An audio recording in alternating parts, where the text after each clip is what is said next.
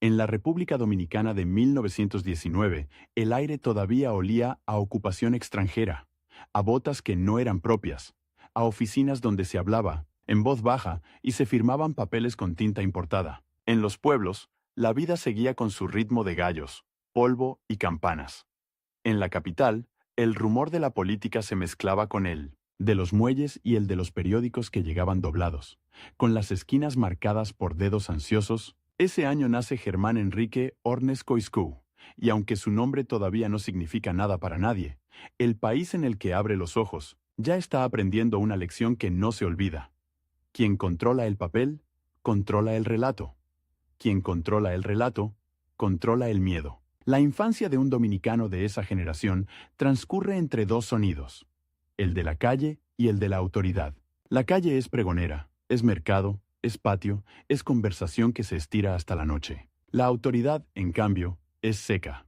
Un sello, un uniforme, una orden. Cuando Germán crece, la ocupación estadounidense se ha ido, pero deja una herencia de estructuras, de centralización, de una guardia nacional que pronto será el molde perfecto para un hombre que entiende el poder como una máquina. En 1930, el país cambia de piel con una rapidez brutal. Rafael Leónidas Trujillo llega a la presidencia, y en cuestión de meses, la política dominicana deja de ser una disputa de caudillos, para convertirse en un sistema de vigilancia. No es solo un gobierno, es un clima. Ese mismo 1930, como si la historia quisiera subrayar su crueldad, el huracán San Zenón destroza Santo Domingo. La ciudad queda abierta en canal.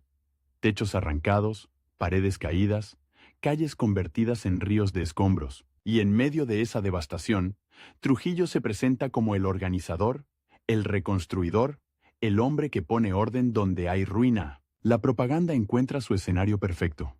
La catástrofe como oportunidad, el dolor como plataforma. Para un muchacho que está entrando en la adolescencia, la imagen del poder se vuelve inseparable de la idea de salvación. Y ahí empieza el problema. Cuando el poder se vende como salvación, criticarlo se vuelve casi un sacrilegio. En esos años, la prensa dominicana aprende a respirar con dificultad. Los periódicos no son solo empresas, son trincheras, pero trincheras con puertas y ventanas, expuestas a la mirada del Estado. La imprenta es un lugar físico, con olor a plomo caliente y aceite, con rodillos que giran como si fueran el corazón mecánico de la ciudad. El papel llega en resmas que se cuentan como si fueran lingotes. La tinta mancha las uñas, se mete en las líneas de la piel y no sale del todo. Y cada línea impresa puede ser una prueba, una acusación, una sentencia. El trujillismo entiende algo elemental. No hace falta cerrar todos los periódicos si se puede domesticar a los que quedan. Se controla el acceso al papel. Se presiona a los anunciantes, se infiltran informantes en las redacciones, se premia la obediencia, con contratos y se castiga la insolencia con inspecciones, multas, clausuras, cárcel. A veces basta una llamada, a veces basta una visita. Un hombre que entra sin saludar, deja un mensaje y se va. Y el mensaje no necesita ser explícito. Se entiende en la forma en que mira las galeradas, en la manera en que posa la mano sobre una página como quien mide el cuello de alguien. Germán Enrique Ornes Coiscou se forma en ese ambiente donde el periodismo no es una vocación romántica, sino un oficio de riesgo calculado. Para llegar a una redacción, hay que saber leer el país. ¿Quién manda? ¿Quién cae en desgracia? ¿Qué palabras se pueden usar? ¿Y cuáles son dinamita? La palabra dictadura no se imprime. La palabra asesinato se sustituye por incidente. La palabra tortura se disuelve en eufemismos. Y sin embargo, la realidad está ahí, golpeando puertas, apareciendo en los rumores, en los velorios discretos, en las miradas que se cruzan y se apartan. En la década de 1930, el régimen no solo se consolida, se vuelve omnipresente. Trujillo no se conforma con gobernar. Quiere estar en todas partes, en los nombres de las calles, en los retratos de las oficinas, en los discursos escolares, en los titulares. La capital misma cambia de nombre. Ciudad Trujillo. Es un gesto que parece simbólico, pero es una declaración de propiedad. El País, como un periódico, lleva su cabecera para un joven que se inclina hacia la escritura, hacia la observación, hacia el comentario público. El dilema aparece temprano, porque escribir es elegir. Elegir qué se cuenta y qué se omite. Elegir el adjetivo, el orden de las frases, el tamaño del titular. En un país normal, esas elecciones son estéticas o ideológicas. En la República Dominicana de Trujillo, son también decisiones de supervivencia. Ornes entra al mundo del periodismo y la política en un momento en que ambos campos están entrelazados por la fuerza. No hay prensa neutral, porque la neutralidad, en un sistema total, es una forma de alineamiento. Tampoco hay política limpia, porque el régimen ha convertido la lealtad en moneda y la sospecha en método. La oposición, cuando existe, se mueve como sombra. Se reúne en casas, en patios, en cafés donde el ruido de las tazas sirve para tapar las palabras. Se habla con frases incompletas. Se usan nombres en clave. Se mira antes de hablar. Se baja la voz al pronunciar ciertos apellidos. La vida cotidiana bajo Trujillo está llena de pequeñas coreografías del miedo. En las oficinas públicas, el retrato del jefe preside como un santo laico. En las escuelas, los niños recitan consignas. En los actos, se aplaude con entusiasmo obligatorio. Y en las redacciones, el miedo tiene forma de tijera. La tijera que corta un párrafo, que arranca una página, que deja un hueco que el lector atento aprende a interpretar. A veces el silencio dice más que la tinta. El régimen construye un aparato de control que no se limita a la censura formal. Hay censura previa y censura posterior. Hay autocensura, que es la más eficaz porque no deja huellas. El periodista aprende a escribir entre líneas, pero también aprende que incluso las líneas invisibles pueden ser leídas por quien tiene el poder de castigar. La palabra se vuelve un arma de doble filo. Sirve para denunciar, pero también para delatar. Un adjetivo mal puesto puede ser interpretado como insolencia. Una omisión puede ser vista como deslealtad. Un silencio puede ser sospechoso. En ese contexto, la figura de Germán Enrique Ornes Coixcú empieza a definirse por una tensión que lo acompañará siempre. La vocación de decir y la necesidad de seguir vivo. No es una tensión abstracta. Es concreta. Tiene horarios, tiene direcciones, tiene nombres de funcionarios, tiene puertas que se abren y se cierran. Tiene noches en las que se corrige un editorial a última hora porque alguien avisó que eso no va. Tiene mañanas en las que el periódico sale con un titular distinto al que se había pensado. Y en la redacción nadie pregunta demasiado. El periodismo dominicano de mediados del siglo XX no se entiende sin la economía del papel. El papel no es solo materia prima. Es un instrumento político. Controlar importaciones, asignar cupos, retrasar entregas. Todo eso puede asfixiar a un medio sin necesidad de un decreto. Y cuando un periódico depende de la publicidad, el régimen tiene otra palanca. Presionar a comerciantes, a empresas, a cualquiera que ponga un anuncio. ¿Usted quiere anunciarse ahí? La pregunta, en boca de un funcionario, suena como amenaza. Y el comerciante, que tiene familia, que tiene negocio, que tiene miedo, retira el anuncio. El periódico pierde ingresos. La redacción se achica. Los periodistas se quedan sin trabajo. Y el silencio crece. Ornes, como tantos otros, se mueve en ese terreno donde la palabra es mercancía y riesgo. La formación de un periodista no ocurre solo en aulas o lecturas. Ocurre en la práctica diaria de negociar con lo indecible. Aprender a titular sin provocar. Aprender a informar sin señalar. Aprender a insinuar sin acusar. Y al mismo tiempo, conservar una brújula moral que no se rompa del todo, porque hay un punto en que la adaptación se convierte en complicidad, y ese punto no siempre es visible desde dentro. La política, por su parte, está convertida en un teatro con guión único. Hay partidos, hay cargos, hay elecciones, pero todo está subordinado a la voluntad del jefe. La oposición real es perseguida, exiliada, encarcelada o absorbida. El régimen no solo castiga, también seduce. Ofrece puestos, ofrece protección, ofrece acceso, y esa oferta es venenosa porque viene envuelta en normalidad. Trabaje, colabore, no se meta en problemas. Para un hombre con ambición pública, con deseo de influir, con vocación de participar, la tentación de hacer política dentro de 1900, los márgenes permitidos es constante, y esos márgenes se mueven según el humor del poder. En los años 40 y 50, el trujillismo ya no es un experimento. Es una estructura madura, tiene redes de informantes, tiene policía secreta, tiene un sistema de recompensas y castigos que llega a barrios, campos, oficinas, universidades. La gente aprende a hablar con cuidado incluso en su casa, porque el miedo no se queda en la calle. Entra por la ventana, y cuando el miedo entra, la palabra cambia de textura. Se vuelve pesada, se vuelve peligrosa. En ese país, el periodista opositor no es necesariamente el que grita más fuerte. A veces es el que insiste en un dato. el que se niega a repetir una mentira completa, el que deja una grieta en el discurso oficial, el que publica una nota pequeña, aparentemente inocua, pero que el lector entiende como señal. La oposición puede ser un editorial frontal, sí, pero también puede ser una persistencia. Seguir escribiendo, seguir registrando, seguir guardando recortes, seguir tomando notas, porque el régimen controla el presente, pero también quiere controlar el pasado. Quiere que mañana se recuerde lo que él decide hoy. Ornes se identifica con la oposición al régimen de Trujillo, y esa identificación no es un título honorífico. Es una marca. En un sistema donde la lealtad se exige como religión, ser señalado como opositor significa vivir bajo una luz incómoda. Significa que cualquier paso puede ser interpretado, que cualquier amistad puede ser usada en tu contra, que cualquier frase puede ser citada fuera de contexto. Y sin embargo, hay quienes no pueden, o no quieren, renunciar a esa posición. Porque hay algo en la palabra escrita que, una vez que se prueba, se vuelve adicción. La posibilidad de nombrar lo que otros callan. La redacción, en esos años, es un lugar de tensión permanente. Se trabaja con prisa porque el cierre no espera. Se trabaja con cuidado porque el error cuesta caro. Las máquinas de escribir golpean como metralla.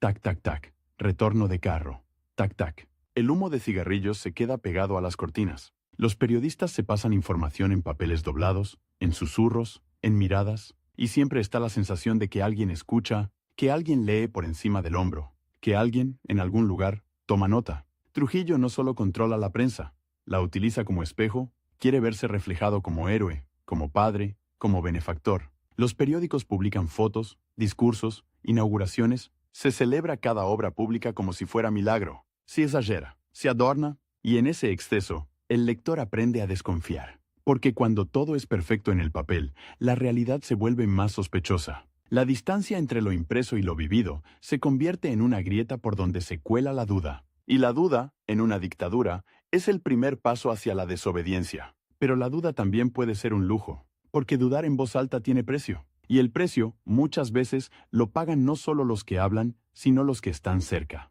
Familia, amigos, colegas. El régimen castiga en círculo. Aísla, rompe redes. Obliga a elegir entre la palabra y la seguridad de los tuyos. Esa es una de las armas más eficaces. Convertir la conciencia en carga. Ornes atraviesa su juventud y su entrada a la vida pública en ese país donde la política se decide en palacios y cuarteles. Pero se siente en las imprentas, porque la imprenta es el lugar donde el poder se vuelve visible, donde la orden se convierte en texto, donde la propaganda se materializa, y donde, a veces, la resistencia también se imprime, aunque sea en forma de insinuación. En la República Dominicana trujillista, el control no siempre se ejerce con violencia abierta, a veces se ejerce con burocracia, un permiso que no llega, una licencia que se retrasa, un inspector que aparece con una libreta, un cargamento de papel retenido en el puerto, un rumor de que arriba están molestos, y el periodista, que necesita publicar mañana, aprende a negociar con esas sombras, aprende a hablar con intermediarios, aprende a medir el tono, aprende a ceder en una frase para salvar otra. Y cada concesión deja una marca. La oposición, además, no es un bloque uniforme. Hay opositores en el exilio, opositores clandestinos, opositores que intentan operar dentro del sistema, opositores que se vuelven opositores por accidente, por una ofensa, por una disputa personal, por una injusticia. El régimen, astuto, explota esas divisiones. Premia a unos, destruye a otros, infiltra, provoca. Y en ese juego, la figura del periodista opositor es especialmente vulnerable, porque su herramienta, la palabra, es pública, no puede esconderse del todo. Su trabajo deja rastro. Un artículo es un documento. Un editorial es una firma. En los años 50, el trujillismo alcanza un nivel de control que parece absoluto, pero también empieza a mostrar fisuras, no porque el régimen se vuelva más débil de repente, sino porque el mundo cambia. La posguerra, la Guerra Fría, las nuevas sensibilidades internacionales, la presión diplomática. Todo eso empieza a importar. Trujillo, que se presenta como anticomunista y aliado útil, juega con esas cartas, pero al mismo tiempo, su brutalidad se vuelve más visible. Y cuando la brutalidad se vuelve visible, la propaganda tiene que trabajar el doble. Para un periodista como Ornes, ese contexto internacional es una ventana estrecha, porque lo que no se puede decir dentro, a veces se filtra fuera. Lo que no se puede imprimir en Santo Domingo, aparece en rumores que llegan a Puerto Rico, a Nueva York, a Caracas. El exilio dominicano se convierte en otra redacción, en otra imprenta, en otro archivo, y el régimen lo sabe. Por eso vigila no solo lo que se publica, sino lo que se envía, lo que se comenta, lo que se susurra en los puertos y aeropuertos. La vida política dominicana, bajo Trujillo, está llena de rituales de adhesión, firmas de manifiestos, actos públicos, declaraciones de apoyo. La ausencia en un acto puede ser interpretada como desafío, la falta de entusiasmo puede ser leída como traición, y el periodista, que por oficio observa y describe, se ve obligado a participar en la coreografía, a veces para protegerse, a veces para proteger su medio, a veces porque no hay alternativa, y cada vez que aplaude, aunque sea por obligación, siente el peso de esa contradicción. Ornes, identificado con la oposición, no es un mártir de postal. Es un hombre que vive en un país real, con cuentas, con relaciones, con necesidades. Y ahí está lo más difícil de entender desde lejos. La oposición bajo una dictadura no siempre se expresa como heroísmo puro. A menudo se expresa como resistencia imperfecta, como maniobra, como paciencia, como cálculo, como la decisión de seguir en el tablero cuando lo más fácil sería salir corriendo o callar para siempre. La prensa, además, no es solo política, es sociedad, es economía, es cultura. Y el régimen lo sabe. Controla también el tono general del país. Quiere una nación que se vea próspera, ordenada, moderna. Quiere titulares de progreso. Quiere fotos de inauguraciones. Quiere crónicas de fiestas. Quiere que el papel huela a optimismo. Y en ese ambiente, el periodista opositor tiene que encontrar dónde insertar la realidad sin que lo aplasten. A veces lo hace en una nota de sucesos, a veces en una crónica aparentemente costumbrista, a veces en una entrevista donde una frase queda flotando como una piedra en el zapato. La formación de Ornes como periodista y político ocurre, entonces, en un laboratorio de control. Un laboratorio donde se experimenta con la censura, con la propaganda, con la intimidación, con la cooptación, y donde cada actor aprende su papel. El censor aprende a detectar dobles sentidos, el periodista aprende a esconderlos, el lector aprende a leerlos. Es un pacto silencioso, una complicidad extraña entre quien escribe y quien lee, ambos conscientes de que hay un tercero mirando. En 1930, con el inicio del régimen, se instala la idea de que el Estado puede entrar en la vida privada sin pedir permiso. En los años siguientes, esa idea se normaliza, y cuando algo se normaliza, se vuelve más peligroso, porque deja de ser escándalo y se convierte en costumbre. La costumbre es el cemento de las dictaduras, la costumbre de callar, la costumbre de repetir, la costumbre de no preguntar. Ornes crece en esa costumbre, pero no se disuelve en ella. Su trayectoria, que más adelante lo colocará en el cruce entre prensa y política, empieza con una sensibilidad hacia el poder de la palabra. La palabra impresa no es solo información, es memoria, es registro, es prueba. Y por eso el régimen la teme, porque un régimen puede controlar el presente con armas, pero el futuro se controla con archivos, con recortes, con hemerotecas, con testimonios, con páginas que sobreviven a los hombres. En las redacciones dominicanas, el archivo es casi clandestino. Se guardan ejemplares, se guardan notas, se guardan cartas. A veces se esconden, a veces se destruyen por miedo, a veces se envían fuera. El papel, que parece frágil, se convierte en objeto de disputa. Y esa disputa no es metafórica, es literal. ¿Quién tiene acceso a la imprenta? ¿Quién decide qué se imprime? ¿Quién puede comprar papel? ¿Quién puede distribuir? ¿Quién puede vender en los kioscos? ¿Quién puede leer sin ser visto? El kiosco, en la esquina, es un pequeño escenario político. El vendedor conoce a sus clientes. Sabe quién compra qué. Sabe quién pregunta por tal periódico. Sabe quién ojea rápido y se va. Y en un país vigilado, esa información vale. El régimen convierte a la sociedad en red de observación. No hace falta que todos sean informantes.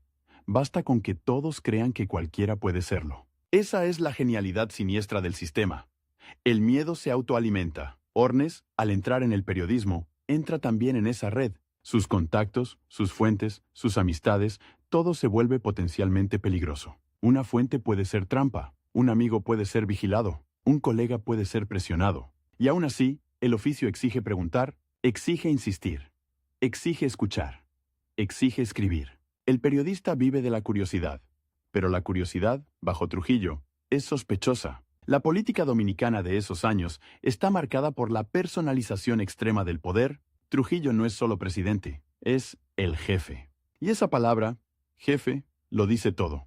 Jerarquía, obediencia, disciplina. En ese esquema, la oposición no es adversario, es enemigo. Y al enemigo no se le debate, se le elimina, se le neutraliza, se le compra o se le exilia. La prensa, por tanto, no es un cuarto poder, es un departamento más del Estado, salvo cuando alguien se atreve a romper el molde. Y romper el molde cuesta.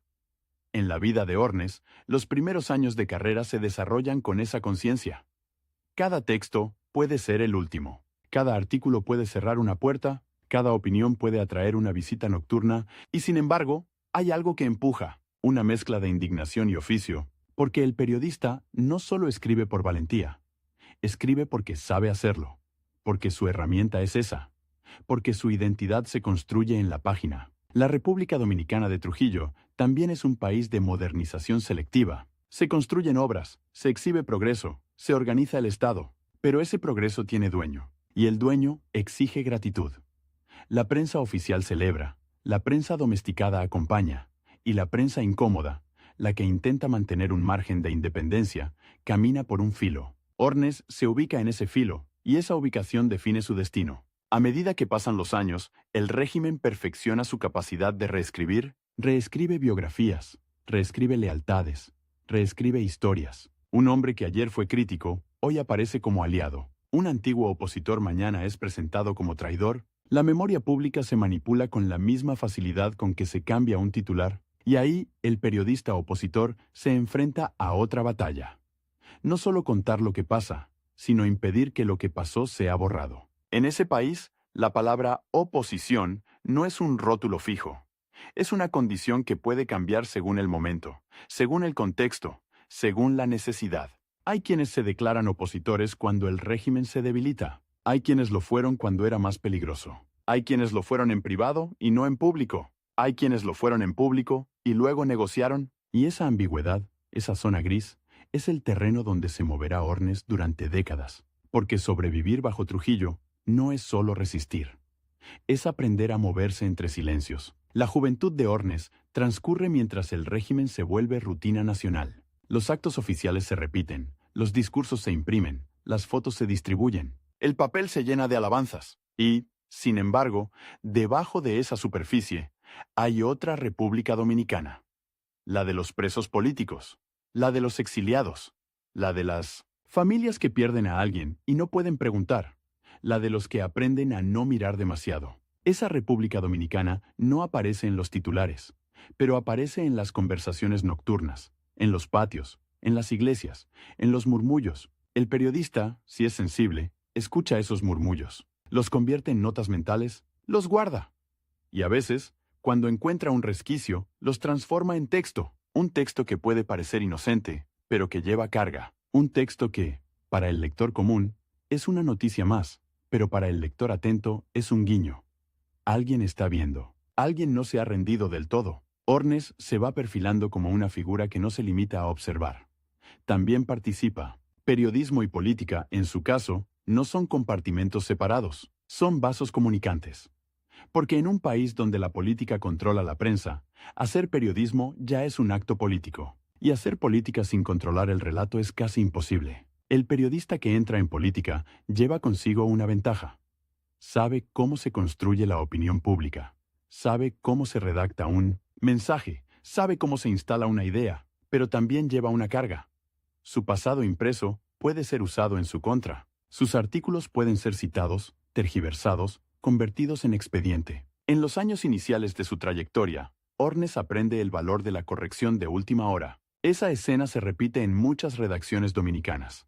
El editorial está listo, la página está armada, el cierre se acerca, y de pronto llega un aviso, un mensajero, una llamada, un mejor quiten eso. Entonces se corre, se cambia una frase, se sustituye un verbo, se arranca una línea, se vuelve a componer. El plomo se recalienta, el tiempo se acorta, y el periodista siente, en el cuerpo, lo que significa la censura.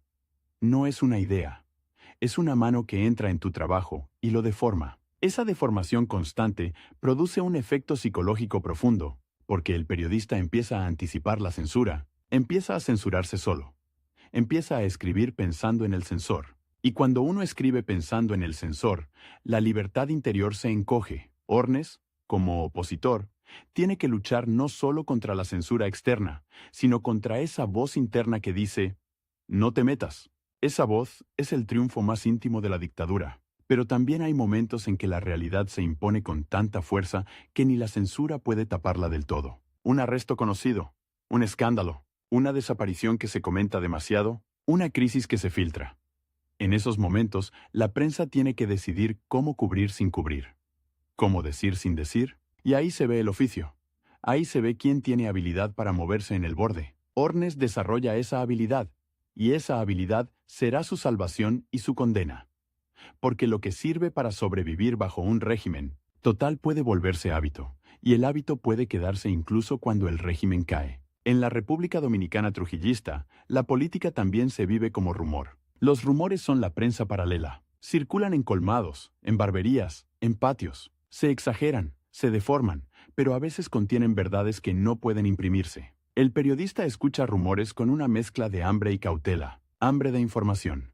Cautela porque el rumor puede ser trampa. El régimen usa rumores para medir reacciones, para sembrar miedo, para dividir, y el opositor aprende a distinguir, a filtrar, a no caer. Ornes, en sus primeros años, se mueve en ese mar de señales, aprende a leer el lenguaje corporal de los funcionarios, aprende a interpretar silencios, aprende a entender que una invitación puede ser vigilancia, que un elogio puede ser advertencia, que un favor puede ser cadena. Aprende, en suma, que la política dominicana no se juega solo en el Congreso o en los partidos.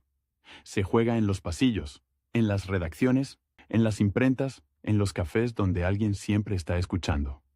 La década de 1940 y 1950, aunque todavía no trae el desenlace del régimen, va preparando el terreno de la oposición. La represión selectiva se vuelve método.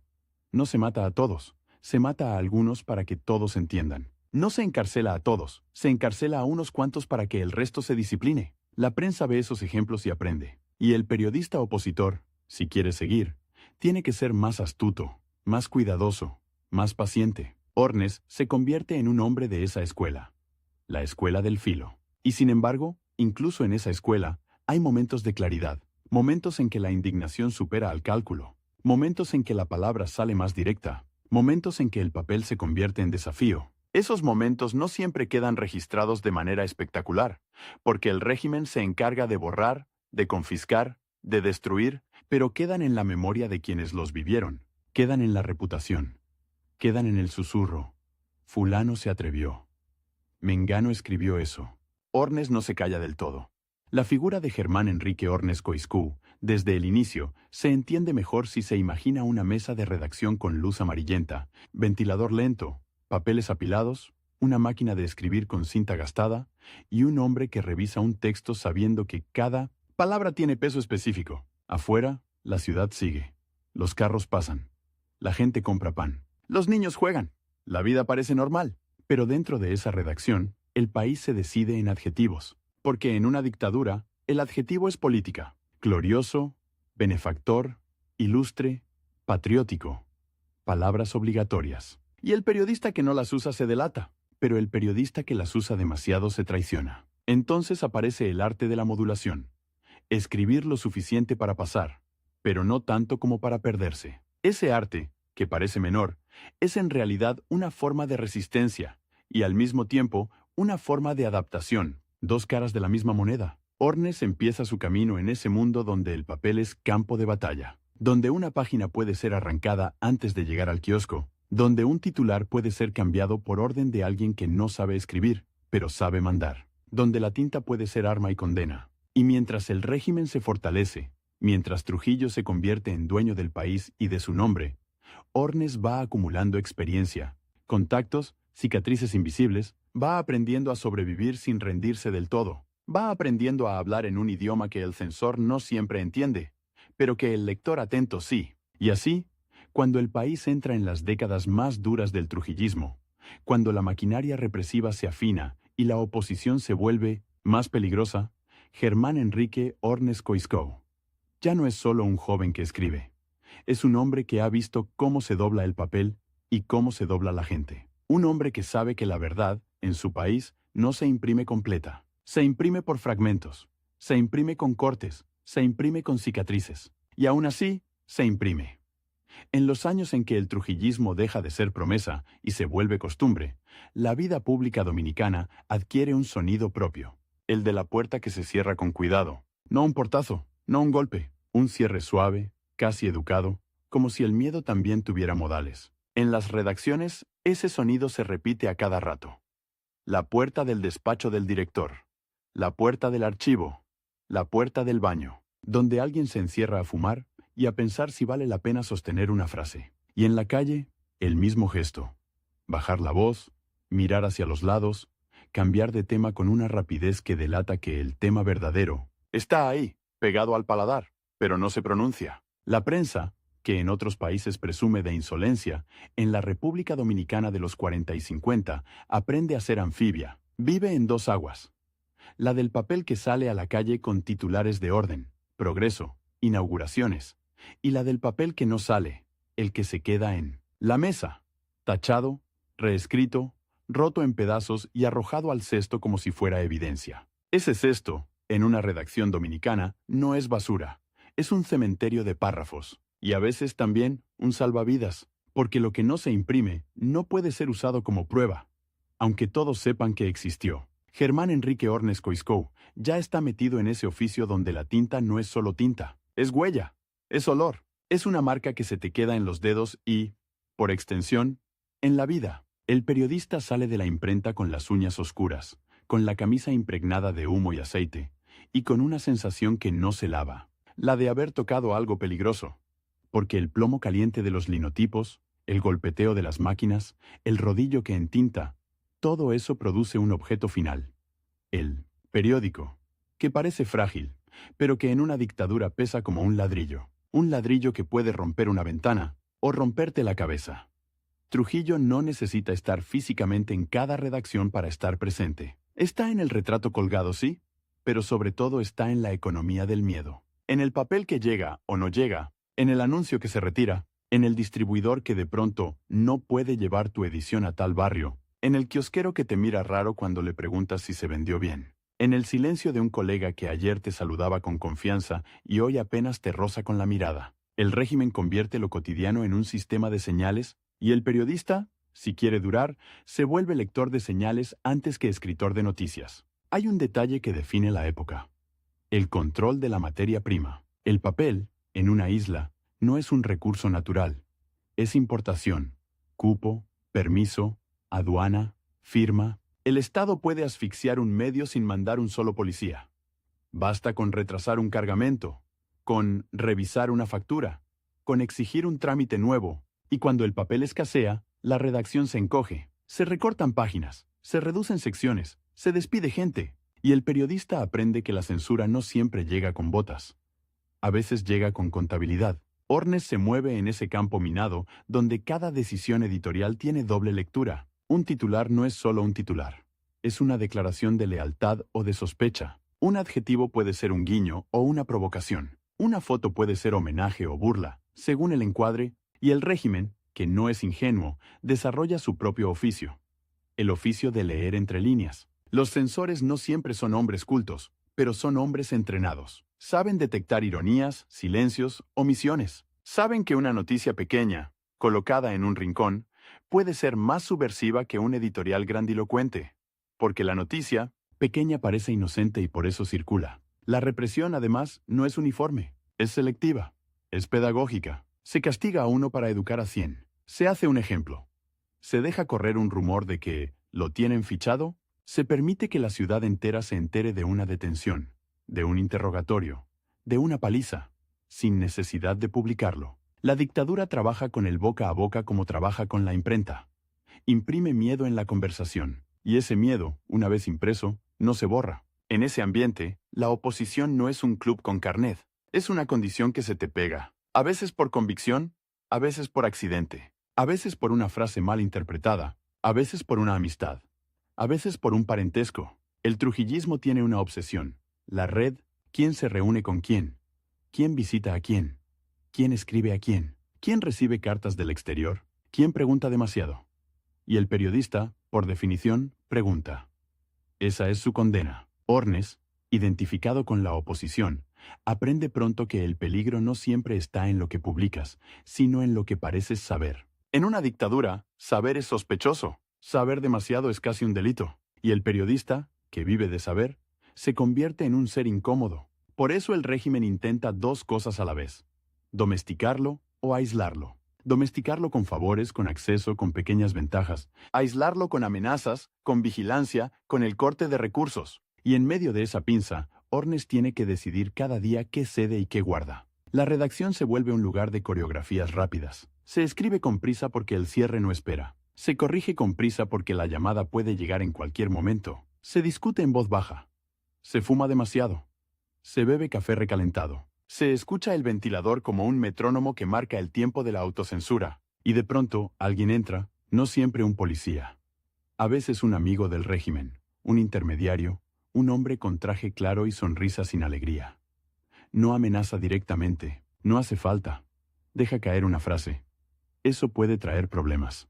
Y se va. Y la frase se queda flotando sobre la mesa como una mosca. La autocensura es el triunfo más íntimo del trujillismo, porque no deja expediente, no deja decreto, no deja prueba, solo deja un estilo.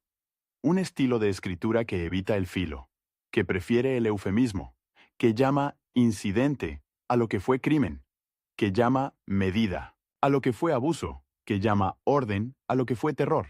Y el periodista que quiere resistir tiene que pelear contra ese estilo sin suicidarse. Tiene que encontrar grietas, pequeñas grietas.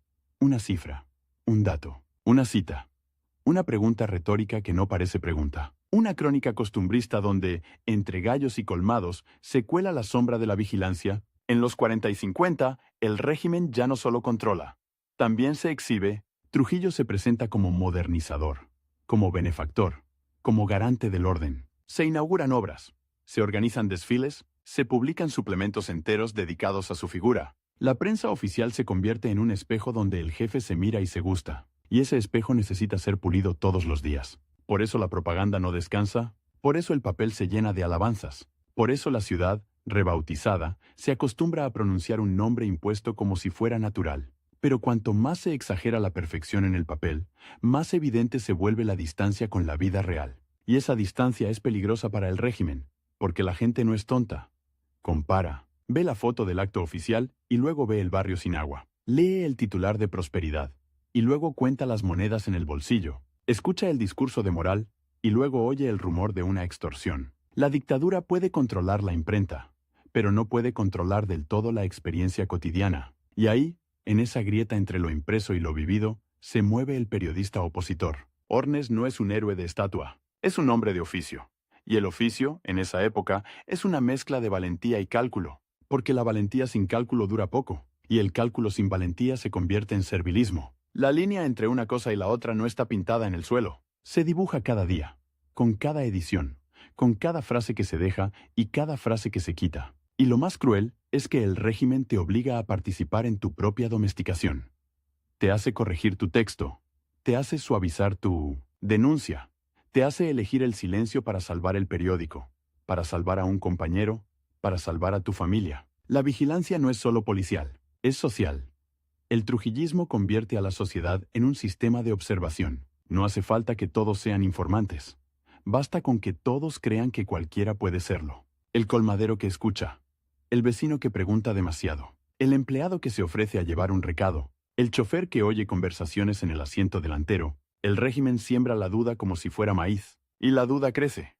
La gente aprende a desconfiar incluso de los suyos, y en ese clima, la oposición se fragmenta, se vuelve clandestina, se vuelve rumor. El periodista, entonces, trabaja con una materia prima doble: hechos y murmullos. Los hechos son difíciles de verificar porque el Estado controla la información. Los murmullos son abundantes pero peligrosos porque pueden ser trampas. El régimen también usa rumores, para medir reacciones, para provocar, para dividir, y el periodista opositor tiene que desarrollar un olfato especial, un olfato que no se enseña en ninguna escuela, se aprende en la calle, en la redacción, en el susto. Hay noches en que el periódico está casi listo, y sin embargo, nadie se siente tranquilo, porque el peligro no termina cuando se imprime, empieza cuando se distribuye. El camión que lleva los paquetes puede ser detenido, los ejemplares pueden ser confiscados, el kiosco puede recibir la orden de no vender. Y si el periódico logra llegar al lector, todavía queda el otro riesgo: El lector puede ser interrogado.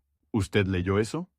La dictadura no solo castiga al que escribe, también intimida al que lee. Porque leer, en ciertos momentos, es un acto de complicidad. Ornes, en ese contexto, va definiendo su perfil opositor no por un gesto único, sino por una acumulación de decisiones pequeñas: persistir, no rendirse del todo, mantener contactos, escuchar a quienes no tienen voz, guardar records, conservar memoria. Porque el régimen no solo quiere controlar el presente, quiere controlar el pasado, quiere que mañana se recuerde lo que él decide hoy. Y el periodista, si guarda archivos, si conserva pruebas, si mantiene una hemeroteca, está construyendo una bomba de tiempo, una bomba hecha de papel. El archivo, en una dictadura, es un objeto subversivo. Una carpeta con recortes puede ser más peligrosa que un arma, porque un arma mata a uno y un archivo puede matar un relato. Por eso muchos guardan en secreto, esconden ejemplares, envían copias al exterior, guardan notas en cajones falsos, y al mismo tiempo, destruyen por miedo. Quemar papeles se vuelve un ritual, no por limpieza, sino por supervivencia. El fuego, en esas casas, no calienta, borra. La década de 1950 trae una sensación extraña. El régimen parece invencible, pero el mundo alrededor se mueve. La Guerra Fría convierte a Trujillo en un aliado útil para algunos, un problema vergonzoso para otros. La imagen internacional importa más, la diplomacia pesa.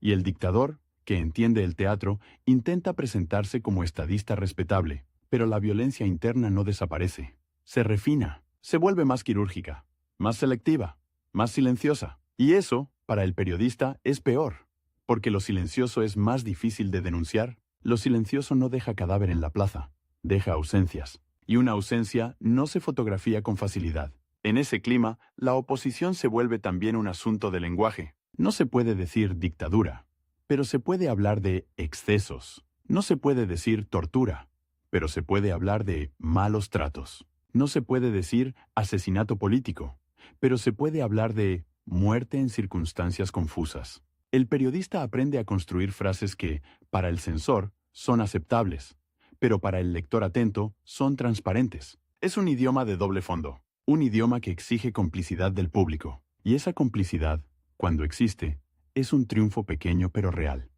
Significa que la propaganda no ha logrado anestesiar del todo. El año 1959 cae como una piedra en el estanque. La expedición de Constanza, Maimón y Estero Hondo, ese intento armado de enfrentar al régimen, no solo tiene consecuencias militares, tiene consecuencias psicológicas. El trujillismo reacciona como reaccionan las máquinas de poder cuando sienten amenaza. Aprieta. Se endurece. Se vuelve más paranoico. Y la paranoia, en un estado con policía y cárceles, se traduce en persecución ampliada, no solo contra quienes participaron, sino contra quienes podrían simpatizar, contra quienes podrían haber sabido, contra quienes podrían haber callado. La sospecha se expande como mancha de tinta. Para la prensa, 1959 significa un cambio de temperatura. El aire se vuelve más denso. Las visitas a las redacciones se vuelven más frecuentes. Las llamadas más directas. Los consejos más ásperos. Los periodistas sienten que el margen se estrecha, que lo que ayer se podía insinuar hoy ya no, que el régimen, herido en su orgullo, necesita demostrar control absoluto, y en ese momento, el opositor tiene dos opciones: desaparecer o volverse más hábil. Ornes, que ya ha aprendido a moverse entre silencios, se enfrenta a un dilema cruel. Si calla, se salva pero se pierde. Si habla, se afirma pero se expone. La represión posterior a 1959 no se limita a los militantes, abarca ambientes, universidades, cafés, redacciones, círculos profesionales. El régimen busca cortar las redes de conversación, porque sabe que las ideas viajan por conversaciones antes que por periódicos, y el periodista, que vive de esas redes, se queda sin oxígeno. Las fuentes se asustan, los informantes se esconden, los que antes hablaban ahora niegan. Yo no sé nada, no me meta en eso, no me llame. Y el periodista se queda con el silencio como materia prima, un silencio que también dice algo, pero que no se puede imprimir. En 1960, la presión internacional sobre Trujillo aumenta. La OEA condena al régimen tras el atentado contra Rómulo Betancourt. El dictador, acorralado en el escenario externo, responde con furia interna. Es una lógica vieja. Cuando el poder se siente cuestionado afuera, castiga adentro para reafirmarse. Y la prensa, en ese año, vive una contradicción. Por un lado, el mundo mira más. Por otro, el régimen se vuelve más peligroso. El periodista siente que hay más ojos internacionales, sí, pero también siente que el verdugo está más nervioso. Y un verdugo nervioso es impredecible. En ese 1960, la palabra se vuelve aún más cara. Publicar algo que huela a crítica puede ser interpretado como traición en un momento de asedio. El régimen exige unidad, exige adhesión, exige que el papel sea escudo, no espejo. Y el periodista opositor, si insiste en reflejar la realidad, se convierte en enemigo interno, no por lo que hace, sino por lo que representa.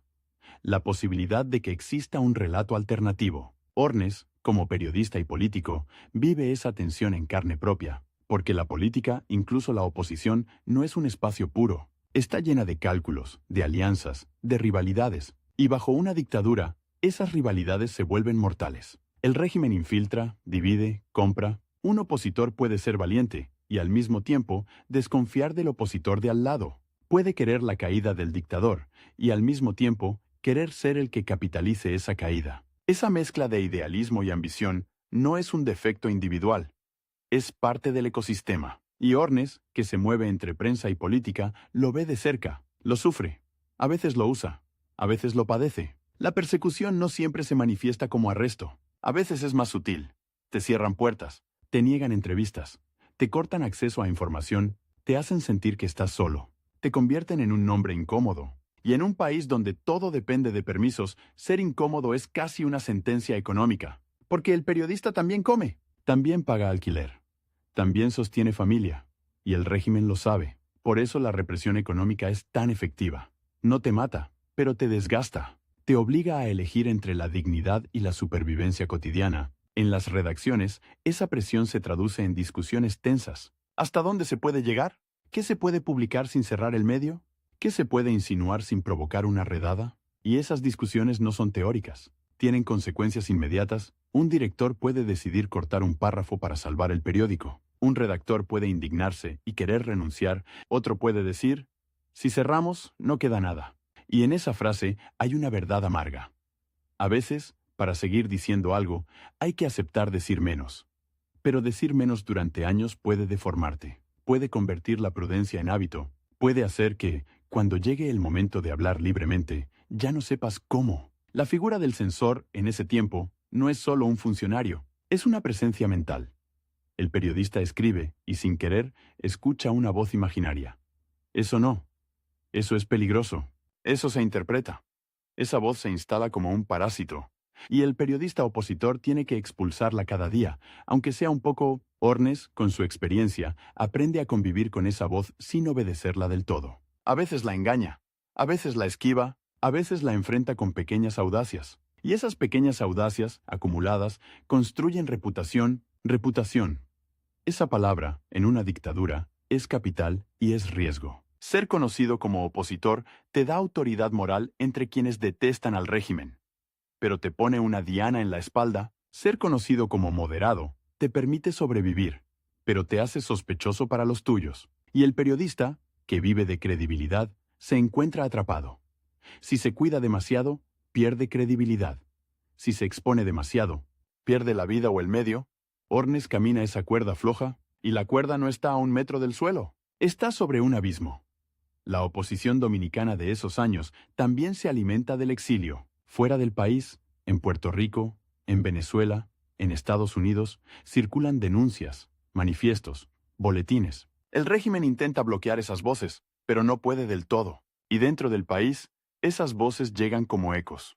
Una carta, un recorte, un comentario de alguien que viajó. El periodista opositor se convierte en puente, un puente peligroso. Porque ser puente significa transportar información, y transportar información, bajo Trujillo, es transportar dinamita. En algún momento de esos años, Ornes entiende una verdad que marca a toda una generación. La dictadura no solo castiga lo que dices, castiga lo que eres capaz de decir. Castiga la posibilidad. Por eso vigila a los periodistas incluso cuando publican cosas inofensivas. Porque el régimen sabe que el periodista tiene una herramienta que puede volverse arma en cualquier momento. Y esa sospecha permanente convierte la vida en una espera tensa. Una espera de la llamada, de la visita, del rumor de que están molestos. La noche en Ciudad Trujillo tiene su propia textura. El calor se pega a las paredes, los ventiladores giran sin convicción. Las calles se vacían temprano en ciertos barrios, no por sueño, sino por prudencia. Y en las casas, la radio suena bajito. La gente escucha noticias extranjeras como quien escucha contrabando. El periodista, en esa noche, escribe o reescribe, corrige, tacha, vuelve a empezar. Y cada golpe de tecla parece demasiado fuerte, como si el sonido pudiera delatarlo. La paranoia se vuelve acústica. Hay también un elemento de teatralidad obligatoria, actos públicos, firmas, adhesiones. La dictadura exige demostraciones y el periodista, aunque sea opositor, a veces tiene que aparecer, a veces tiene que aplaudir, a veces tiene que firmar algo ambiguo para no quedar marcado. Esa es una de las trampas más perversas. Obligarte a participar en tu propia humillación y luego usar esa participación como prueba de que todos apoyan. El régimen fabrica unanimidad con coerción y luego la imprime como si fuera espontánea. Ornes, en ese teatro, intenta no perderse, mantener un margen. Un espacio interior donde la palabra todavía signifique algo. Pero ese espacio se reduce con cada concesión. Y sin embargo, si no concede nada, lo sacan del juego, lo encarcelan, lo exilian, lo silencian. La dictadura no solo mata cuerpos, mata voces, mata carreras, mata futuros. Y el periodista, que quiere seguir siendo periodista, tiene que decidir si prefiere una voz imperfecta o ninguna voz. La persecución, cuando llega, no siempre llega con uniformes. A veces llega con un amigo que te aconseja por tu bien, a veces llega con un familiar que te suplica que pares, a veces llega con un empresario que te dice que no puede seguir anunciándose, a veces llega con un impresor que te confiesa que lo presionaron, y entonces el periodista descubre que la dictadura no es solo el Estado, es una red de dependencias, una red donde cada quien, por miedo, se convierte en engranaje. En ese entramado, Ornes va consolidando una identidad pública que lo coloca en el lado incómodo. No necesariamente el más estridente, pero sí el que no se deja absorber del todo. Y eso, en los 50 tardíos y los 60 tempranos, es una posición peligrosa, porque el régimen, en su fase final, se vuelve más brutal, precisamente porque siente que el tiempo se le complica. No lo admite, claro, lo niega con propaganda, pero lo siente, y cuando el poder siente que puede perder, se vuelve más feroz. La tinta y el papel siguen siendo el centro de todo. La tinta que mancha dedos y conciencias, el papel que se cuenta como si fuera oro, las páginas que se corrigen a última hora, las páginas que se arrancan, los titulares que no pueden decir lo que saben, y en medio de esa maquinaria, Germán Enrique Ornes Coixcú sigue ahí, aprendiendo, a veces a golpes, a veces con astucia, que sobrevivir no es solo seguir respirando, es seguir teniendo algo que decir, aunque sea en voz baja, aunque sea con rodeos, aunque sea dejando una grieta para que el lector, el verdadero cómplice, complete lo que el periódico no puede imprimir. El 30 de mayo de 1961 no llega con fanfarrias. Llega con un zumbido que recorre la isla como si alguien hubiera soltado, de golpe, un cable de alta tensión. En la capital, todavía con el nombre impuesto, todavía con los hábitos del miedo, la noche tiene un espesor raro. No es solo calor, es expectativa. Es esa sensación de que el aire está cargado de algo que no se ve, pero que te eriza la piel. Y sin embargo, al principio no hay certeza. Hay rumores, hay frases cortadas, hay puertas que se abren y se cierran con la misma delicadeza de siempre, porque el cuerpo ya aprendió el gesto. La gente no desaprende el miedo en una noche. El miedo es una educación larga. En una redacción, la noticia no entra como en las películas.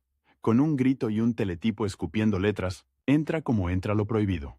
Por el pasillo, en voz baja, con un Dicen que lo emboscaron.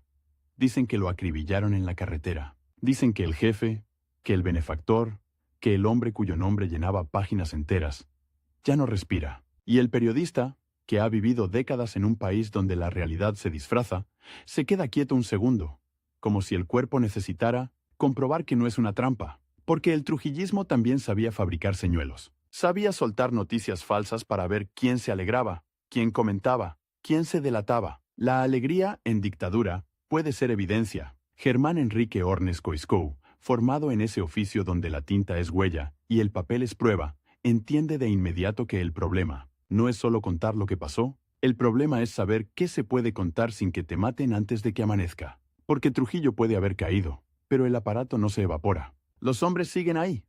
Los uniformes siguen ahí. Las listas siguen ahí. Los archivos siguen ahí. Y sobre todo, sigue ahí la costumbre de obedecer. La muerte del dictador abre una grieta, sí, pero una grieta no es una puerta. Una grieta es un lugar por donde entra luz, y por donde también puede entrar un cuchillo. En las horas siguientes, la isla vive una escena casi surrealista. El silencio oficial. La propaganda, que era un río constante, se corta. La radio mide cada palabra. Los periódicos, acostumbrados a imprimir alabanzas como si fueran parte del clima, de pronto no saben qué adjetivo usar. ¿Cómo se escribe el día después de lo indecible? ¿Cómo se titula una ausencia que hasta ayer era omnipresencia? Y ahí aparece el viejo reflejo del oficio. Corregir a última hora. Arrancar páginas. Cambiar titulares. Volver a componer. La imprenta, que siempre fue un corazón mecánico, late esa noche con arritmia. El linotipo no entiende de política, pero el hombre que lo opera sí, y tiembla. Ornes, periodista y político, se mueve en ese caos con una mezcla de urgencia y cautela, porque el país entra en una fase donde todos quieren ser algo nuevo sin dejar de ser lo que fueron. Los trujillistas quieren ser institucionalistas. Los oportunistas quieren ser demócratas de toda la vida. Los que callaron quieren ser prudentes. Los que resistieron quieren ser reconocidos. Y los que resistieron de verdad, muchas veces, no tienen cómo probarlo sin exponerse. La batalla ahora es por el relato, por la memoria inmediata. ¿Por quién puede decir, yo estuve ahí? Yo denuncié. Yo pagué el precio. En un país donde el papel fue controlado, donde los archivos se quemaron por miedo, donde la autocensura dejó más huellas que la censura. Formal, demostrar la oposición se vuelve un ejercicio extraño. Hay que exhibir cicatrices sin mostrar demasiado, porque todavía hay manos capaces de abrirlas. La caída de Trujillo no significa, de inmediato, libertad de prensa. Significa primero un vacío de mando. Y el vacío, en política, es una bestia hambrienta. Lo llenan los que tienen armas, los que tienen dinero, los que tienen contactos, los que tienen miedo de perderlo todo. Lo llenan también los que tienen papeles, los que guardaron recortes, los que conservaron nombres, los que pueden reconstruir, con tinta, lo que el régimen quiso borrar. En esos días, el papel vuelve a ser protagonista, no como propaganda, sino como campo de batalla. Se imprimen comunicados, se imprimen desmentidos, se imprimen adhesiones a la paz, se imprimen llamados a la unidad, palabras grandes, gastadas, que intentan tapar una realidad simple.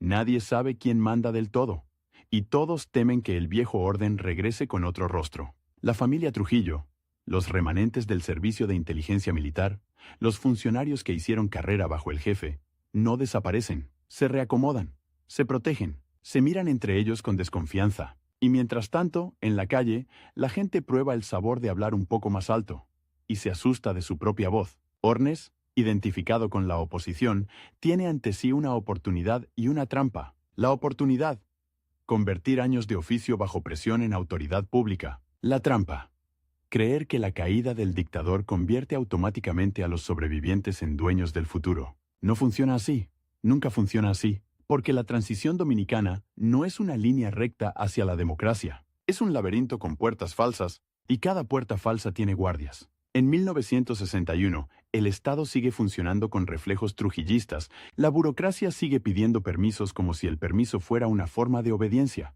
Los militares siguen midiendo la política con el lenguaje del orden. Los empresarios siguen calculando riesgos. Y la prensa, que ahora siente que puede respirar, descubre que respirar también duele.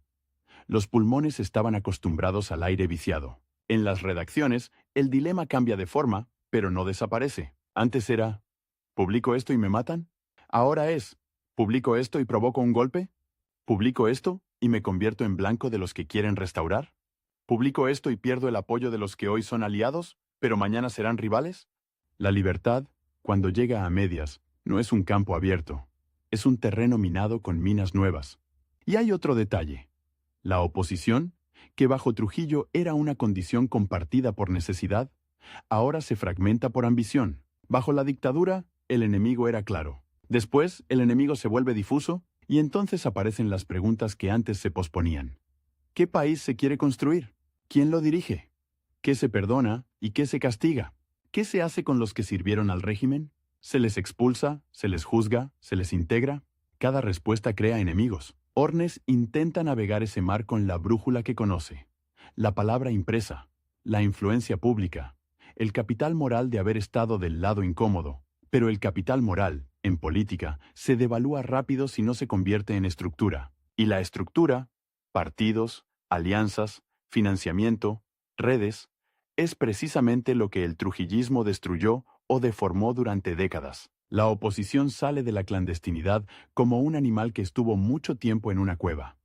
Ve la luz y al mismo tiempo no sabe dónde poner las patas. En 1962, cuando se abren las elecciones, la isla vive una fiebre de reorganización, nombres nuevos, siglas, comités, mítines. La política vuelve a ocupar plazas, pero no con inocencia, con memoria de sangre. Cada acto público tiene un doble fondo. La gente aplaude, sí, pero también mira quién está al lado, quién toma nota, quién observa desde la esquina. La democracia naciente tiene ojos de dictadura. Para un periodista como Ornes, la campaña electoral es un espectáculo y una prueba. El espectáculo: discursos, promesas, banderas, caravanas. La prueba: ¿cómo cubrir sin convertirse en instrumento? ¿Cómo opinar sin ser acusado de conspirar? ¿Cómo denunciar sin alimentar el caos que los autoritarios usarán como excusa? La prensa, liberada parcialmente, se llena de una energía contenida. Se publican cosas que antes eran impensables. Se nombran abusos. Se recuerdan desaparecidos. Se habla de cárceles. Se habla de torturas. Se habla de exilio. Pero cada palabra tiene un costo, porque el país no está desarmado. El país está nervioso. Y en ese nerviosismo, el relato de quién resistió se vuelve moneda. Algunos exageran, otros inventan. Otros, que realmente resistieron, callan por prudencia o por cansancio. La historia reciente se escribe con prisa, y la prisa es mala archivista. Ornes, que viene del mundo donde el archivo era su versión, entiende el valor de fijar hechos, fechas, nombres, lugares, pero también entiende que fijar hechos es señalar culpables.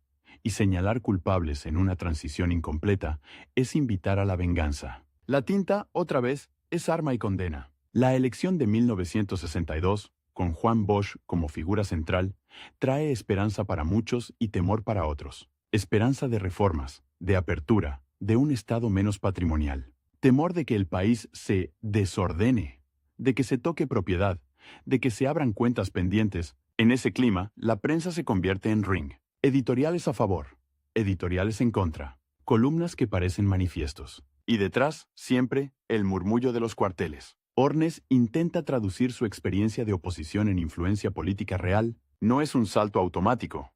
La política exige otra clase de disciplina. Negociar sin perder la cara, pactar sin traicionarse, hablar para convencer y no solo para denunciar. Y ahí aparece la contradicción íntima del periodista opositor. Su vocación es decir lo que ve, pero su supervivencia y su eficacia depende de medir lo que dice. Bajo Trujillo, medir era sobrevivir. En democracia imperfecta, medir puede parecer cálculo, y el cálculo, para el público, huele a oportunismo. El mismo gesto que antes era prudencia, ahora puede ser leído como ambigüedad. Y la ambigüedad, en tiempos de polarización, se castiga. En 1963, el golpe de Estado contra Bosch rompe el frágil equilibrio. La isla vuelve a sentir el sonido de la puerta que se cierra. Pero ahora no es la puerta de una redacción. Es la puerta de la historia. Se clausuran expectativas. Se reinstala la lógica del orden como excusa. Y para quienes habían apostado a que la caída de Trujillo abría un camino, el golpe es una lección brutal. El trujillismo no era solo un hombre, era una cultura de poder. Para Ornes, ese momento es especialmente amargo, porque confirma algo que el oficio ya le había enseñado. El peligro no muere con el dictador. Cambia de uniforme, cambia de discurso, pero conserva métodos. Y la prensa, otra vez, se encuentra frente a la vieja pregunta, solo que con nombres nuevos. ¿Hasta dónde se puede empujar sin que te aplasten? La censura vuelve con otros argumentos. Ya no es por el jefe, es por la estabilidad, por la paz, por evitar el comunismo.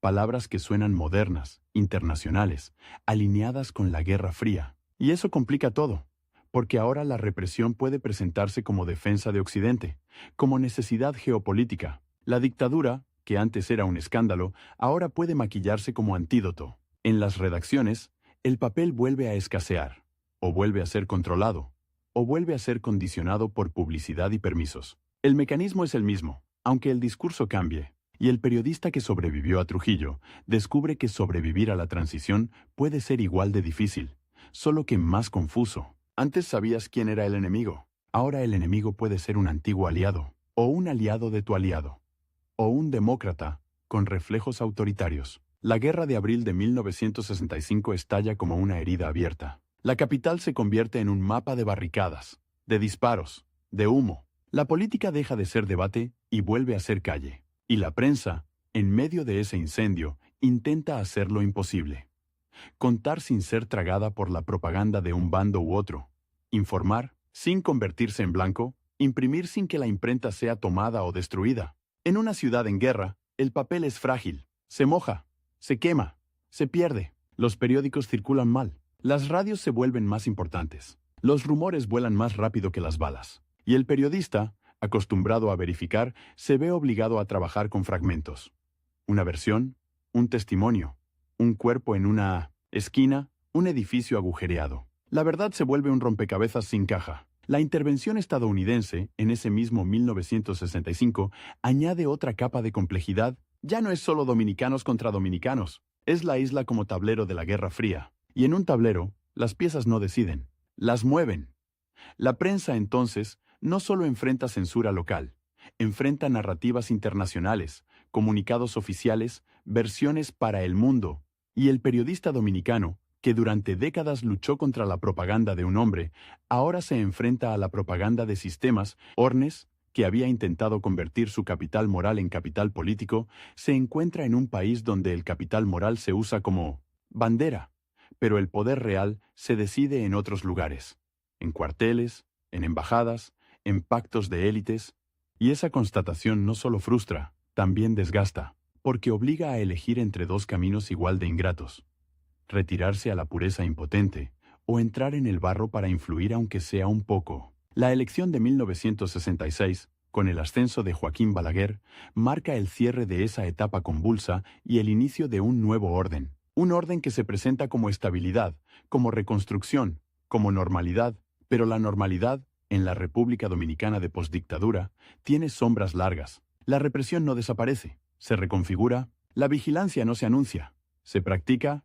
y la prensa aprende otra vez a leer señales. Para Ornes, el después de Trujillo no es un descanso, es una segunda vida política donde las reglas son menos claras y, por eso mismo, más peligrosas. Bajo la dictadura, el límite era brutal pero visible. Cruzas y te destruyen. En la democracia imperfecta, el límite se mueve. Hoy puedes hablar, mañana no. Hoy eres útil, mañana eres estorbo. Hoy te invitan, mañana te aíslan. Y en ese vaivén, la reputación de opositor se vuelve un objeto disputado. Hay quienes la usan como escudo, hay quienes la venden como credencial, hay quienes la atacan para deslegitimar al rival. Ese no fue opositor de verdad. Ese se acomodó. Ese cayó cuando debía hablar. La historia reciente se convierte en arma arrojadiza, y el periodista, que debería ser árbitro, es también jugador. Ornes carga con la paradoja de su generación. Sobrevivieron a Trujillo aprendiendo a modular, a negociar, a callar lo suficiente para seguir vivos y seguir presentes. Y cuando llega el tiempo en que, en teoría, se puede hablar, esa misma modulación se vuelve sospechosa. El público quiere claridad, quiere héroes sin manchas, quiere frases contundentes, pero la vida real, la vida de redacción, la vida bajo vigilancia, no produce héroes limpios, produce sobrevivientes. En los cafés donde se discute política, en los pasillos donde se reparten cargos, en las oficinas donde se decide qué se publica y qué se guarda. La tinta sigue siendo el símbolo. Tinta que ahora puede correr más libre, sí, pero que todavía mancha. Porque cada línea impresa en esos años no solo informa, toma partido. Y tomar partido, en un país que aún no termina de salir del trauma, es exponerse. Hay una escena que se repite, casi como un ritual. El editorial que se escribe con valentía y se corrige con prudencia, la frase que se afila y luego se redondea, el nombre que se menciona y luego se sustituye por un altas instancias, el dato que se incluye y luego se esconde en un párrafo final, no es cobardía simple, es memoria muscular. Es el cuerpo recordando que el papel puede ser sentencia, y aún así, el papel también es lo único que queda, porque los discursos se los lleva el viento, las promesas se las traga la campaña siguiente, pero un recorte amarillento, guardado en una carpeta, puede sobrevivir a los hombres, puede sobrevivir a los gobiernos, Puede, algún día, servir para reconstruir lo que realmente pasó cuando todos intentaban reescribirlo. En ese torbellino de 1961 a 1966, Germán Enrique Ornes Coixcú intenta hacer lo que tantos intentaron y pocos lograron: pasar de la resistencia a la construcción sin perderse en el camino, convertir la denuncia en política pública, convertir la memoria en institución, convertir el oficio de escribir entre líneas en el oficio de hablar claro. Pero la historia dominicana de esos años no premia la claridad, premia la habilidad para sobrevivir al siguiente giro. Y los giros son constantes. Un asesinato cambia alianzas, un golpe cambia lealtades, una intervención cambia discursos. Y el periodista político, que vive de la palabra, descubre que la palabra, en tiempos de transición, es un material inestable. Hoy te eleva, mañana te hunde. La tinta y el papel, otra vez, vuelven al centro. Páginas que ahora sí pueden decir más, pero que siguen siendo arrancadas a última hora. Titulares que se atreven, y luego se arrepienten. Columnas que denuncian, y luego piden moderación. Y en medio de ese vaivén, Ornes sigue caminando, con los dedos manchados de tinta y la conciencia marcada por una lección que no se olvida. El dictador puede morir en una carretera, pero el miedo tarda mucho más en abandonar una redacción. El nuevo orden llega con un traje planchado y una sonrisa de estabilidad, pero por dentro conserva el mismo esqueleto de siempre: hombres armados, expedientes, llamadas a deshora, y esa manera dominicana, tan aprendida, de entender la política como un cuarto donde se entra mirando primero quién tiene la llave. Con Balaguer en el poder desde 1966, la República Dominicana empieza a hablar de reconstrucción, de carreteras, de escuelas, de paz, palabras que suenan a descanso, palabras que, en la práctica, muchas veces significan otra cosa: silencio administrado.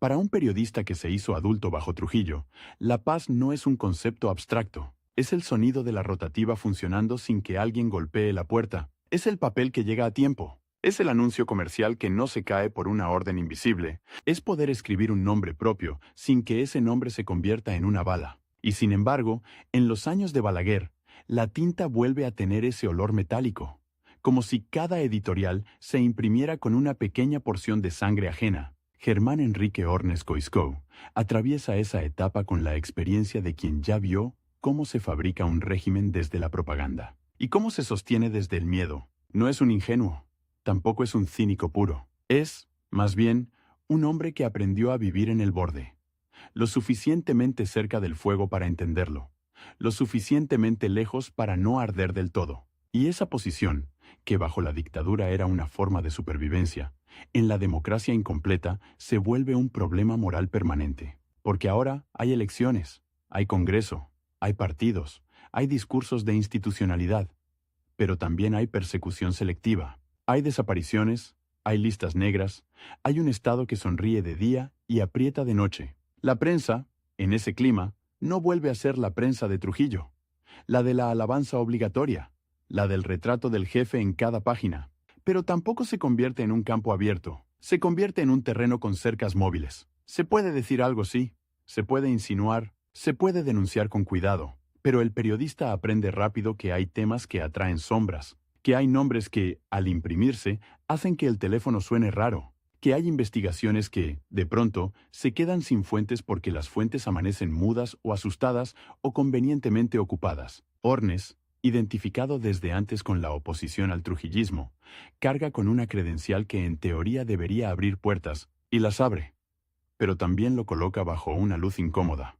la de la expectativa. La gente espera del opositor una pureza que casi nadie puede sostener en un país donde la política se hace con favores, con compromisos, con silencios. El opositor, cuando llega el tiempo de administrar, descubre que la administración es una máquina que te obliga a ensuciarte las manos, aunque solo sea para que la máquina no se detenga. Y si no te ensucias, te apartan. Si te ensucias demasiado, te pierdes. En los pasillos del poder de esos años, la palabra oposición se vuelve un objeto elástico. ¿Hay opositores de ayer que ahora son funcionarios? Hay trujillistas reciclados que se presentan como demócratas responsables. Hay jóvenes que no vivieron la peor parte del terror y que miran a la vieja guardia con una mezcla de respeto y sospecha.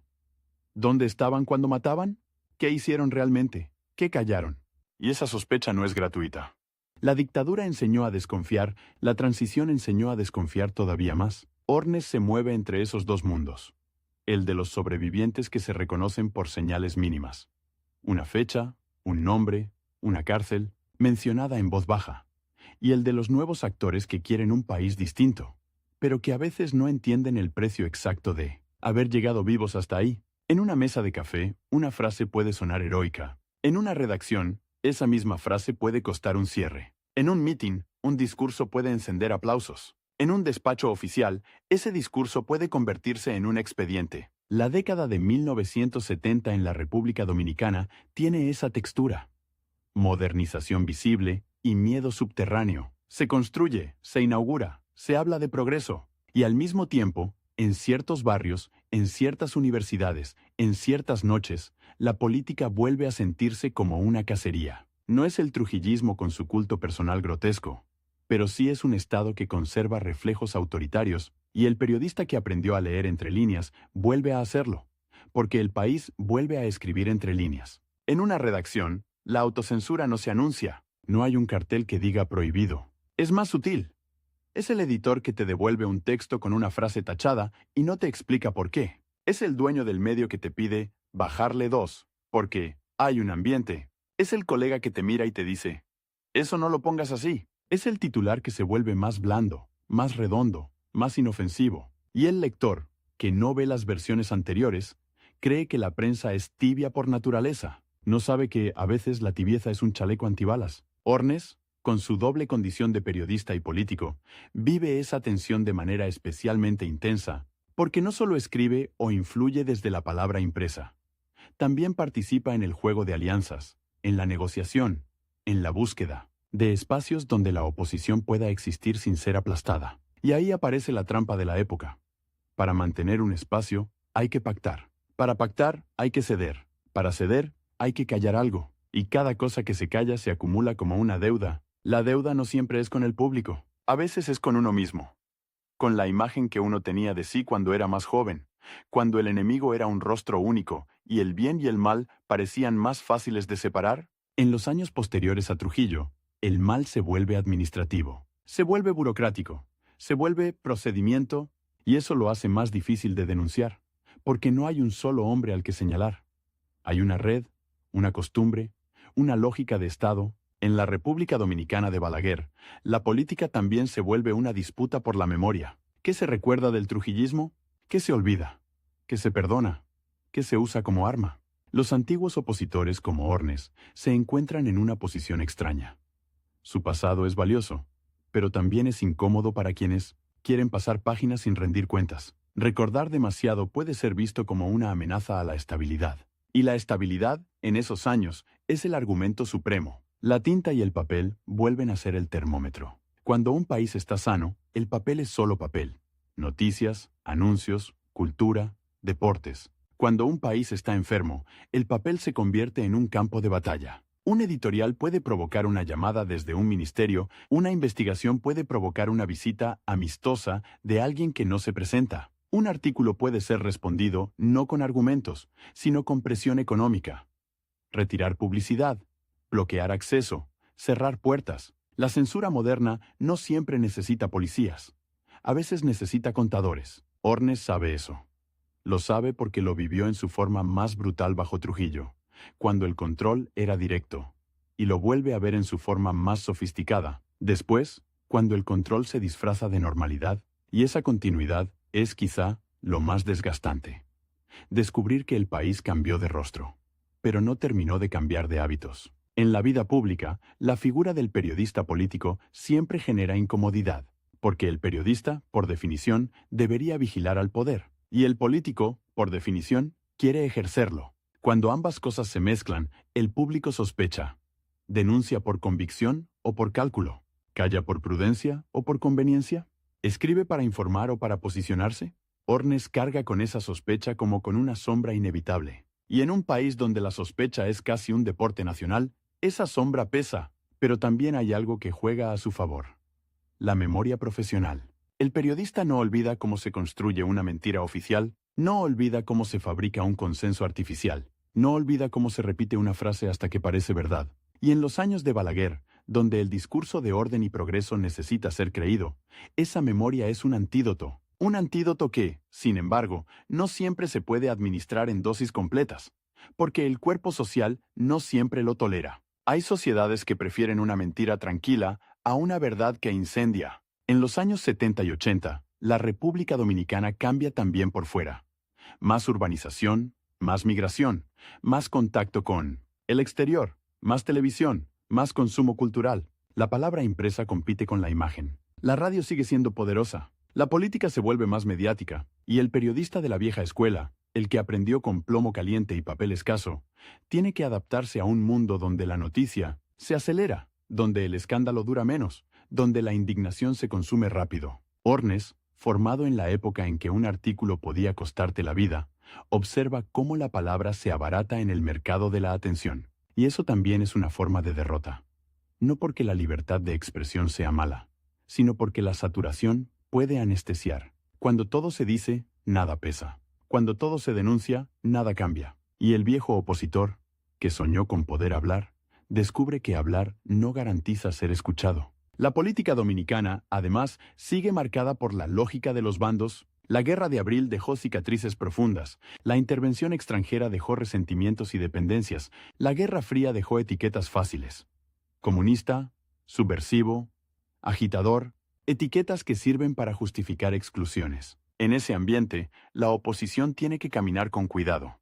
Si se radicaliza, la aplastan. Si se modera demasiado, la acusan de traición. Y el periodista que entra en política se convierte en blanco doble.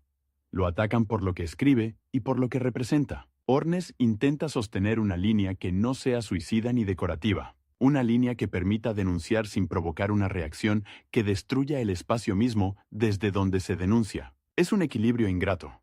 Porque el público, cansado de medias tintas, suele premiar al que grita, pero el que grita, en un país con reflejos autoritarios, a veces termina silenciado de manera definitiva. Y entonces queda el que susurra, el que escribe con cuidado, el que elige batallas, el que guarda documentos. Guardar documentos, esa es otra forma de resistencia. No siempre heroica, no siempre visible, pero crucial. En un país donde los archivos se pierden, donde los expedientes se extravían, donde la historia se reescribe según el gobierno de 1912, turno, conservar recortes, cartas, actas, nombres, fechas, es una manera de pelear por el futuro.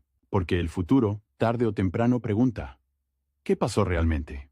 Y si no hay papel, la respuesta la da el más fuerte. La vida de Ornes en estas décadas posteriores se entiende mejor si uno imagina el escritorio de un periodista veterano. Papeles apilados, recortes amarillentos, anotaciones al margen, nombres subrayados, fechas repetidas, un teléfono que suena con voces que no siempre se identifican, una máquina de escribir, o su equivalente, que golpea con ritmo de martillo, y sobre todo, esa sensación de que cada texto es una negociación entre lo que se sabe y lo que se puede decir, porque saber no es lo mismo que publicar. Publicar no es lo mismo que cambiar, y cambiar, en la República Dominicana de la postdictadura, es un proceso lento, lleno de retrocesos, donde cada avance parece venir con una factura. En los años 80, Balaguer sigue siendo una figura central, y el país vive nuevas tensiones económicas y sociales. La democracia formal se mantiene, pero la desigualdad y la frustración alimentan protestas, conflictos, desconfianza. La prensa, más diversa que antes, también está más expuesta a presiones múltiples. Del Estado, de los partidos, de los anunciantes, de los grupos de poder. La libertad no es un regalo, es una pelea diaria, y a veces esa pelea se libra con cosas pequeñas. Una palabra que se mantiene en un titular, un nombre que no se borra, una cifra que no se maquilla. Ornes, ya mayor, pertenece a una generación que vio el país pasar del culto al dictador a la promesa democrática y luego a la realidad de una democracia con cicatrices. Esa generación tiene una relación particular con el desencanto. No es un desencanto adolescente, teatral, es un desencanto práctico. El desencanto de quien sabe que el poder siempre encuentra maneras de protegerse, incluso cuando cambia de bandera. Y aún así, hay algo que no se le puede quitar a un periodista opositor que sobrevivió: la obstinación. La idea de que la palabra importa, aunque no gane siempre. Que el papel, aunque se arrugue, aunque se manche, aunque se rompa, deja rastro. Que un editorial puede no tumbar un gobierno, pero puede salvar una memoria. Que una denuncia puede no producir justicia inmediata, pero puede impedir el olvido total. En la República Dominicana, el olvido es tentador. Es cómodo. Es una forma de seguir adelante sin mirar demasiado atrás. Pero el olvido también es peligroso, porque deja intactas las estructuras que permitieron el abuso. Ornes lo sabe. Lo sabe por biografía, no por teoría. Lo sabe porque vivió en un país donde el silencio fue política de Estado, y donde la palabra, cuando se atrevía, pagaba caro. Su legado, entonces, queda atrapado en esa zona gris que tanto incomoda a los relatos simples. No es el mártir perfecto, porque sobrevivió. No es el oportunista puro, porque se identificó con la oposición y cargó costos. Es, más bien, el retrato de una época. La de los hombres que aprendieron a escribir con el oído pegado a la puerta, a corregir con el corazón acelerado, a guardar una copia por si la edición desaparecía, a medir cada adjetivo como si fuera dinamita. Y llega 1991. El país ya es otro en apariencia, más moderno, más conectado, con nuevas generaciones que discuten política con menos miedo abierto, pero con una desconfianza heredada. Ornes muere ese año, cerrando una vida que atravesó dictadura, transición, guerra interna, intervención extranjera y décadas de una democracia que nunca terminó de curarse del todo. La muerte de un periodista no hace ruido, no detiene rotativas, no cambia gobiernos, pero deja una pregunta silenciosa en los archivos. ¿Qué queda de una vida dedicada a pelear con palabras en un país que tantas veces castigó la palabra? Queda el papel. Quedan las páginas que sí salieron. Quedan las que se corrigieron a última hora, con tachaduras que nadie vio. Quedan los titulares que dijeron menos de lo que sabían, pero más de lo que se permitía. Quedan los recortes guardados como si fueran municiones para una guerra larga. Queda, sobre todo, esa lección amarga y útil. Sobrevivir a un dictador no significa escapar del dictador. A veces significa cargarlo dentro, como un reflejo, como una prudencia aprendida, como una sombra que se sienta contigo cada vez que acercas la pluma al papel.